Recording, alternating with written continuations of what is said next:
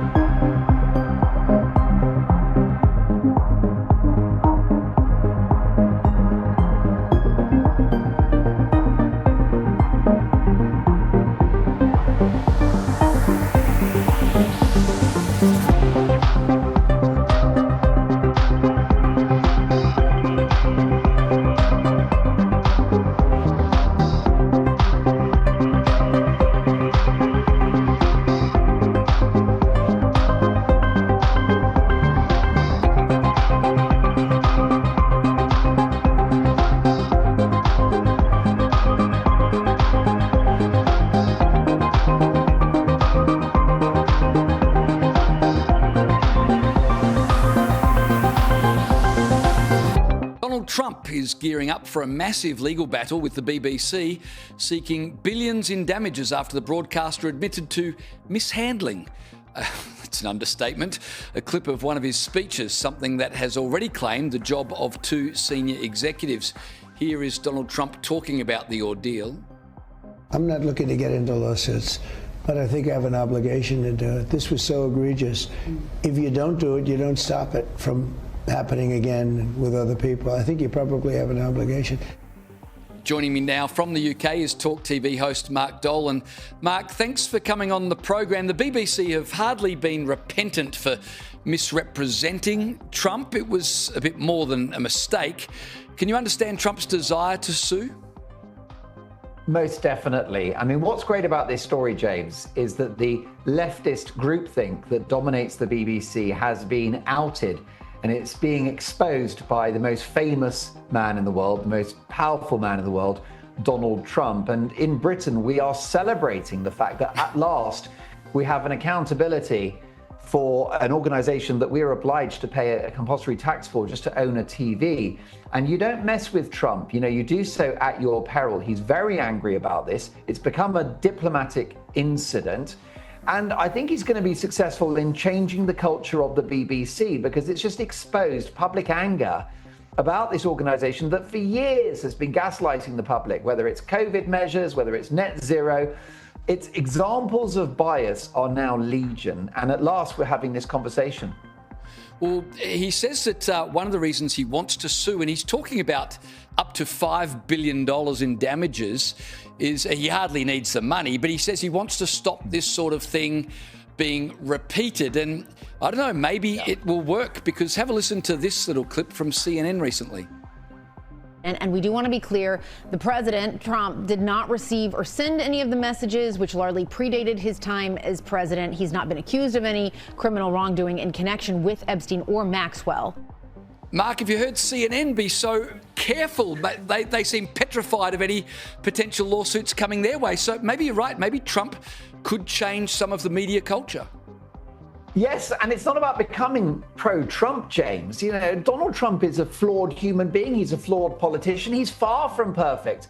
And in fact, with that doctored clip of January the 6th, there are arguments to be made about whether or not his remarks were inappropriate and whether or not he incited violence. They didn't need to stitch it up in a way that was so misleading. Allow the facts to present themselves. That's what you do on Sky News Australia, is you win arguments and you have debates based upon facts. And that's what's at stake here. It is the truth. And it's so unfortunate that BBC, which is supposed to be the arbiters of truth, have been found to be so dishonest. And you mentioned earlier the apology, the mealy-mouthed apology from the BBC, demonstrating, James, they are in denial about the extent of bias within their midst. And that particular apology letter, that's what my 16-year-old son would describe as sorry, not sorry. I reckon a $5 billion lawsuit might shake you out of your denial.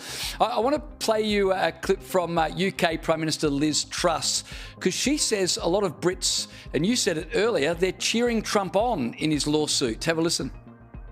There are lots of people in Britain who are cheering President Trump on and who want him to sue the BBC, because they're a huge problem. They've lied, they've cheated, they've fiddled with footage, both in the case of President Trump, but also covering up what's happening in Britain, whether it's mass migration, whether it's our economic problems. They are always biased towards the left, and the British taxpayer has had to pay for all of this fake news. So there you go, former PM Liz Truss. The irony here, of course, is that if Trump is successful in suing the BBC, it's British taxpayers who'll have to foot the bill, right?